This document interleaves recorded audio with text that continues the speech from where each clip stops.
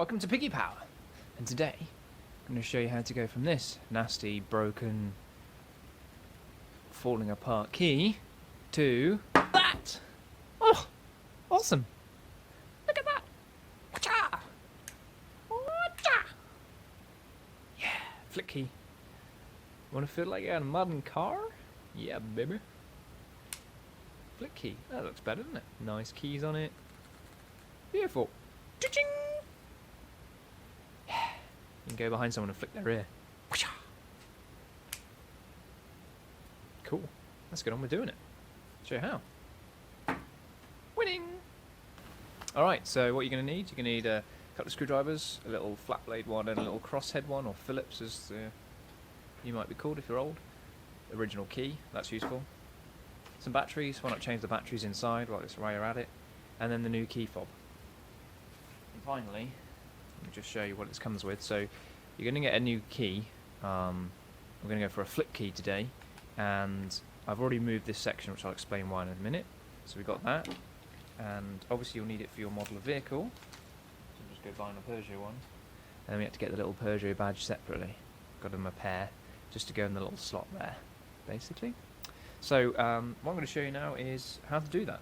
So it's cost me about 20 quid for all those bits, including getting the key cut. So I took in the original key, and I took out this key section, which we've got to do is remove the 3 screws on the back here. In fact, actually, I think I only had to remove the 1 screw just there with a Phillips head, and that released the key. Don't lose the little spring. Hope you can just see there's a little spring in there. Don't lose that. Took the key and this one to go and get it cut, basically. I would suggest you take it to a independent key cutters. I took it to Timpson's, they didn't want to know, and they were expensive. And then I took it round the corner to this little guy round the corner, classic old little market, and he went, yeah, I could do that, give me a £5, and I'll have it done in 2 minutes. So 2 minutes later, he had it done. He didn't talk like that, but he talked differently to I did. So that's the first thing you need to do before you really worry about anything else. Okay, so first thing you're going to do is you're going to take the guts out of this key, so you can click, click, click, click, and get your doors open, not throw it around. So you need to do 2 things for that. You need to remove the little screw, which is just there. Can you see that? So flat-headed screwdriver. Sorry, a cross-headed screwdriver. Shouldn't be too tight. Give that a spin. There we go. Keep that to side. And then in the back of the key is a little slot. This is a Peugeot 206 key. The 307s and 306s are similar, and other stuff. Give it a turn. So you just put it in the back. There's a little gap, and you give it a turn. There we go. And that comes apart. Now, importantly, there's a couple of bits in here. There's our little board. This has the buttons on it. Can you just see that? And as you can see on here, the buttons, you can actually see through them now. They're just falling apart, so that's rubbish. There's also a little chip just in here. Let me get this close enough. You can hopefully see it. Can you see that little chip? So you need to take that little chip out. Just use your flat blade screwdriver nice and gently. Go from this side. Go from there. Just flick it out. Now don't lose it. It's really important, that bit. There we go. Put that to the side. Put that to the side. Now you can just pop this key back together, and what you've now got is you've got yourself a backup key. So put that somewhere safe in the house. Put it in the man drawer. And if you're a female, put it in your female drawer. Everyone should have a man drawer, whether you're a woman or a man. And then that's just a spare key now, so that at least if you lose the other one, you can go and find this and get your doors open. So, alright, so I just realised actually it's a different battery. It's a bit annoying. It's a CR 2016. I didn't know they took such a little battery actually. Never mind. I haven't got any of them. So if you want to replace them, check online first, unlike I did. I just assumed, and I don't think I've got any of those. Oh well. I'll carry on. Ignore that bit. Okay, so now we're going to take apart new fob. So there's 3 screws on the back. 1, might be more, depending on obviously the model you get. 2 and 3. Now, the top one there has got some pressure behind it because it's got that spring. So nice and gently does it. There we go. Okay, here we go.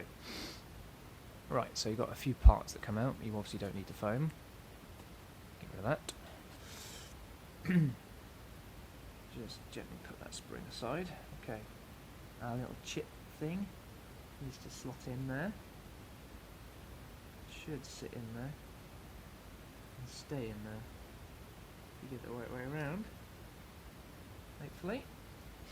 Okay, so now this is our buttons. I'm just going to straighten up this button because I did notice it wasn't square, and that would annoy me a lot. A little chip needs to go in there. Now there's two little pieces on this key. There's a little nub in there, a little nub in there. And there's two holes on our board. So they just pop on those little nubbins. Come on. Gently does it, don't want to break anything.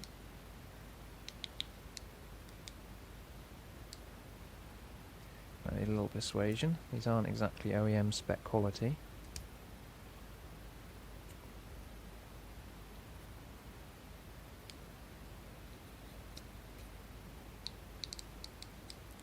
Right, now you just hold the back of it and make sure that the buttons are going to work. Okay, I think so. Yeah, there we go. Right, now we've got it, what we've got to do here is we've got this in place on those two little nubbins, and then we can put the bottom section back on because that's not affected by the tricky spring bit at the top. So that holds our section in place. Put two screws, one in there and one in there. You can see that a magnetic screwdriver is handy at times, and other times it becomes a bit of a hindrance. It's fine.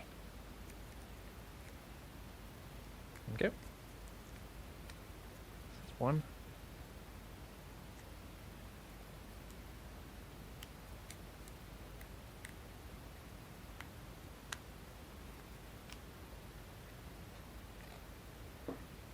Right, and this is where we can just check our buttons work.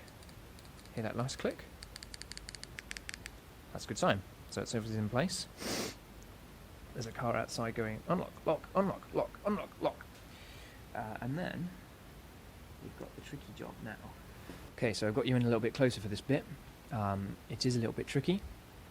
So we're going to keep putting that chip back in there for now till it stays put. We don't want to glue it in because obviously you might have to change things. Now this spring assembly is a little bit tricky. I'm going to try and show you.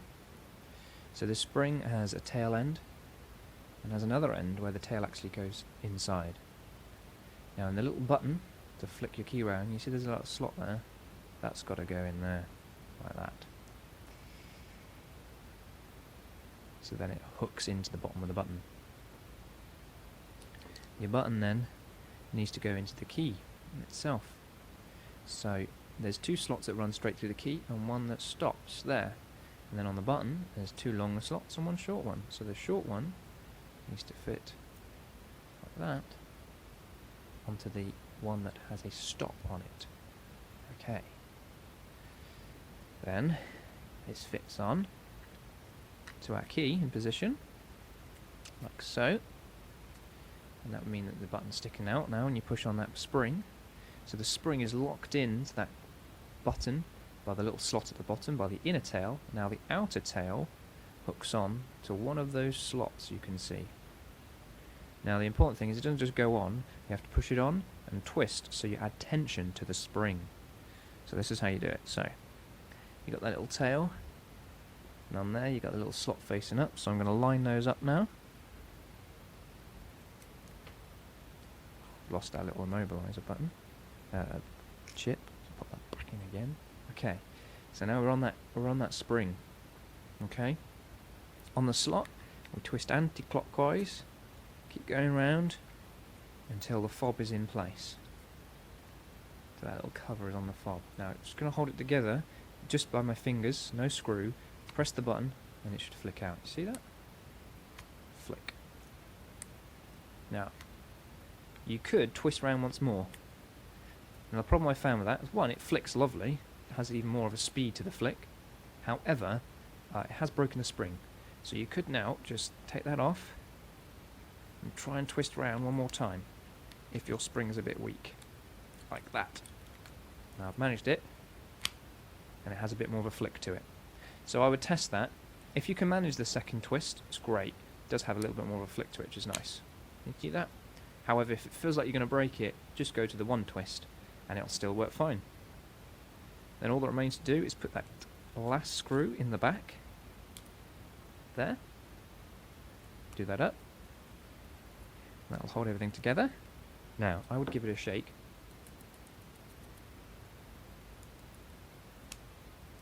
Yeah, the immobiliser chip's moving a little bit in there.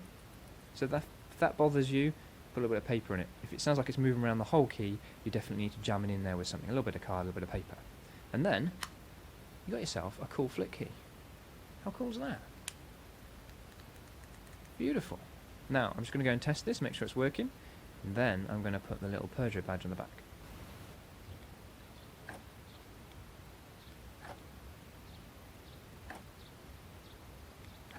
Okay, cool, so that works fine. So all that remains to do now is just put a little Peugeot badge on the back. So the Peugeot badges, technically you shouldn't be able to buy these, but you can obviously from different places, only cost a couple of quid.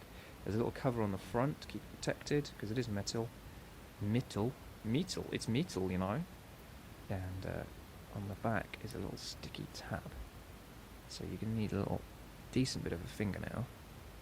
If you chew your fingernails, then you'll need a little blade of some sort. Just peel that off.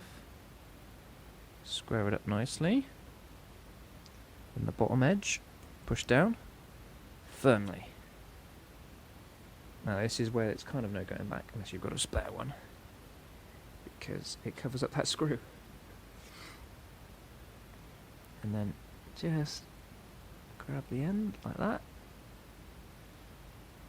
to peel off the protective coating of this bit. No, that glue hasn't quite stuck yet. Oh, it's rubbish glue. Might find it's rubbish glue. Give that a good squeeze. There we go. One Peugeot flick key for your 206 or 307 or other ones that don't come with them. It's pretty easy. Costs about £20 in all parts, including having the key cut. If you get a battery, you're a bit smarter than I am, getting the right battery. That'll still include in that 20 quid. Really won't cost you much. So there you go. Hope that's helpful. Please click subscribe and like. If there's any questions you've got about this, then please ask me. I'm on Facebook and I'm on Instagram, PiggyPower, Piggy.power on Instagram. Look me up. Subscribe. Ask me if you've got any guides you'd like doing. Thanks for watching. Oink oink.